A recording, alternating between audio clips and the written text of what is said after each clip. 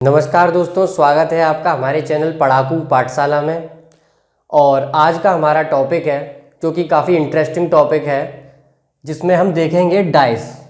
Dice आपका reasoning से related topic है जो आपके एसएससी सीजीएल, सीएचएसएल, रेलवे जो अभी एनटीपीसी का एग्ज़ाम होने वाला है दिसंबर से लेकर मार्च तक उसमें, और आपका जो यूपी लोअर का एग्ज़ाम होने वाला है यूपी ट्रिपल एससी लोअर का, उसमें डाइस से आपसे 100% क्वेश्चन पूछा जाएगा। तो आज हम देखेंगे कि डाइस का जो क्वेश्चन है, आपको इस तरह का डाइस दिया होगा एग्जाम में, 2 या 3 डाइस बन रहे होंगे इस तरह के क्वेश्चन में, और आपसे पूछा जाएगा कि इसके अपोजिट फेस क्या होगा, या आपसे डाइस को खुलवाया जा सकता है, या अगर खुला हुआ डाइस दिया जा सकता है तो ये पूछा जा सकता है कि इसमें जो है कौन सा सही है कौन सा गलत होगा डाइस बंद करने के बाद। तो 3 तरह के क्वेश्चन डाइस से बनते हैं, तो उनको हम पलक झपकते ही कैसे करेंगे, मतलब बहुत जल्दी उनको कैसे अटेम्प्ट किया जाएगा, ये आज हम इस वीडियो में देखेंगे। उम्मीद है ये वीडियो आपको बहुत पसंद आएगा, और अगर आपको ये वीडियो प्लीज़ अगर पसंद आए तो प्लीज़ इसे लाइक कीजिएगा, शेयर कीजिएगा। तो आइए देखते हैं कि डाइस होता क्या है। सबसे पहले हम देखते हैं कि डाइस होता क्या है। तो डाइस होता है पासा, जो कि आपने लूडो के खेल में देखा होगा, जिसके 6 फेस होते हैं। डाइस के हमेशा 6 फेस होते हैं, 6 फेसेस होते हैं डाइस के, ठीक है। ये 2 तरह का डाइस होता है। एक होता है आपका स्टैंडर्ड डाइस, जिसे हम हिंदी में कहते हैं मानक पासा। मानक पासे की पहचान ये होती है कि इसमें जो है आपका जो अपोजिट फेस होंगे, यानी कि 1 के सामने 6 होगा, 3 के सामने 4 होगा, 5 के सामने 2 होगा। ये जो अपोजिट फेस होंगे आपके, इनका जो टोटल होगा यानी कि योग, वो आपका हमेशा 7 आएगा। यानी अगर मैं यहाँ लिखता हूँ 3, 4 और 1, तो ये वाला जो डाइस है, ये वाला डाइस आपका मानक पासा नहीं होगा। क्यों नहीं होगा? क्योंकि इसमें 3 के बराबर में आपको 4 दे रखा है, 3 के अपोजिट में 4 नहीं दे रखा है। अगर मैं इसको इस तरह से लिखता 3 और इसके अपोजिट वाले फेस पे 4, और इधर वाले इस वाले फेस पे अगर मैं 1 और इस वाले पे अगर 6 लिखूं, तो ये आपका जो है मानक पासा होगा। तो मानक पासा उम्मीद करता हूं आपकी समझ में आ गया होगा। अब हम देखते हैं कि डाइस से किस तरह के क्वेश्चंस आपसे पूछे जाते हैं। तो डाइस से सबसे पहले आपको जो क्वेश्चन दिया जाएगा वो कुछ इस तरह का होगा कि आपको जो है 2 डाइस दे दिए जाएंगे। ये डाइस है, क्वेश्चन आपसे इस तरह से पुट किया जाएगा, आपको 2 डाइस दिए जाएंगे, 4, 2, 6, 5, 3, 6, और आपसे पूछा जाएगा कि कोई भी जो उसमें नहीं है नंबर, या फिर ये पूछ लिया जाएगा कि 2 के अपोजिट क्या आएगा, 3 के अपोजिट क्या आएगा, 4 के अपोजिट क्या आएगा, कुछ भी आपसे पूछा जा सकता है। तो इस केस में क्या होता है, ये केस 1 मान के चलिए आप। इस केस में क्या होगा कि आपसे जो डाइस दिए गए हैं उसमें आप सबसे पहले देखेंगे कि कॉमन क्या है। तो कॉमन यहाँ मुझे सिर्फ 6 दिखाई दे रहा है। यहाँ पे क्या हुआ इस केस में कि केवल एक ही नंबर आपको कॉमन दिया जाएगा। अब वो नंबर जब कॉमन दिया जाएगा तो इसको कैसे देखते हैं, देखिए इस सवाल को आप देखते ही कर लेंगे, प्रैक्टिस के बाद इसको देखते ही आप सॉल्व कर लेंगे।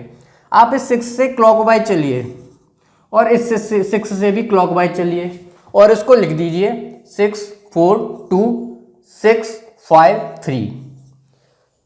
अब आपको पता लग जाएगा कि जो है इसका सीधा सा नियम है कि 2 के अपोजिट में आपका 3 हो जाएगा, और 3 के अपोजिट में 2 रिवर्सिबल, 4 के अपोजिट में 5, और 6, अब नंबर कौन सा बच्चा 1, यानी 6 के अपोजिट क्या आ जाएगा 1।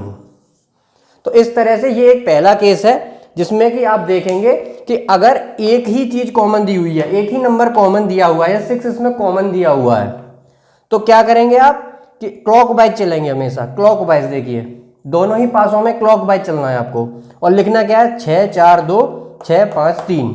और जैसे ही आप ये लिखेंगे, आप जो जिसके नीचे आप इसके जस्ट नीचे लिखिएगा, तो इसको 6 को तो 6 आप कॉमन लेके चल रहे हैं, 4 के अपोजिट में 5 आ जाएगा, 2 के अपोजिट में 3 आ जाएगा, और नीचे क्या आ जाएगा, जब कौन सी संख्या बची हमारी 1, तो यानी 6 के अपोजिट में क्या हो जाएगा 1, यानी 1, 2, 3, 4, 5, 6, टोटल 6 फेस हो गए आपके। और ये क्वेश्चन आपको एग्जाम में अगर आया तो देखते ही आप इसे सॉल्व कर देंगे।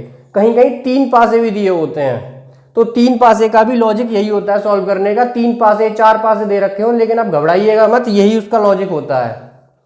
दूसरी बात, आप सबसे पहले अगर पासे का सवाल हल कर रहे हैं तो ये देखिए, जैसे आपसे पूछा जाएगा कि 2 के अपोजिट में क्या है, तो 2 के अपोजिट में 4 6 तो हो ही नहीं सकता, तो आप स्ट्राइक आउट करके भी क्वेश्चन को हल कर सकते हैं।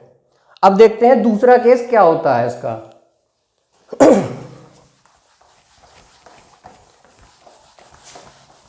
इसके दूसरे केस में क्या होगा कि आपको 2 पासे दिए होंगे और आपके दोनों ही नंबर, 2 नंबर उसमें कॉमन होंगे। जैसे कि मैं क्वेश्चन लेता हूं, ये क्वेश्चन है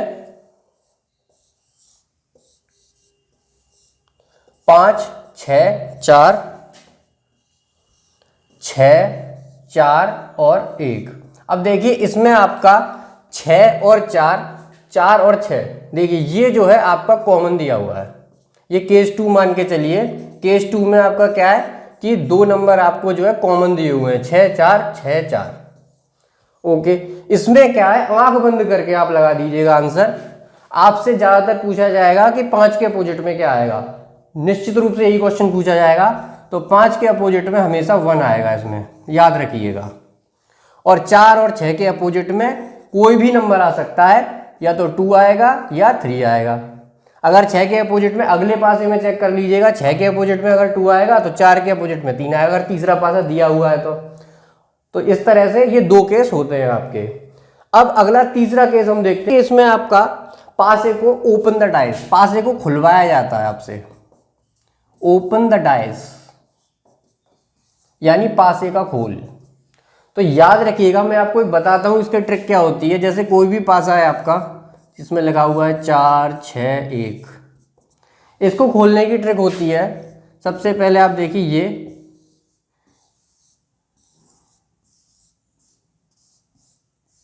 इस तरह से पासा खुलेगा, या आपको इस तरह से खुलवा के दिया जाएगा पासा।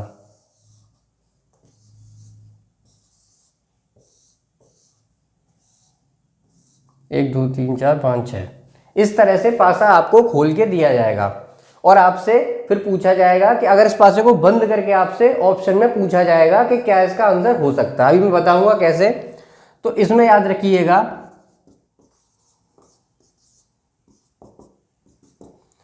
ए के अपोजिट में सी आएगा,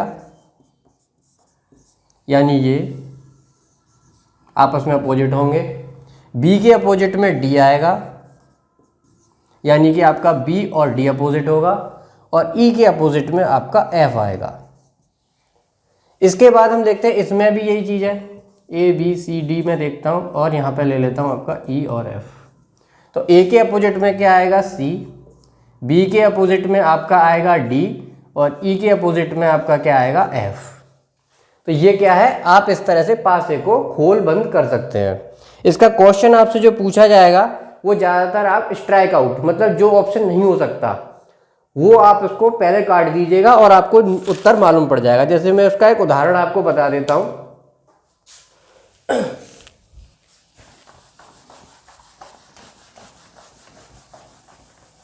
इसका उदाहरण बहुत ही सिंपल है। जैसे देखिए ये एक पासा दिया हुआ है आपको,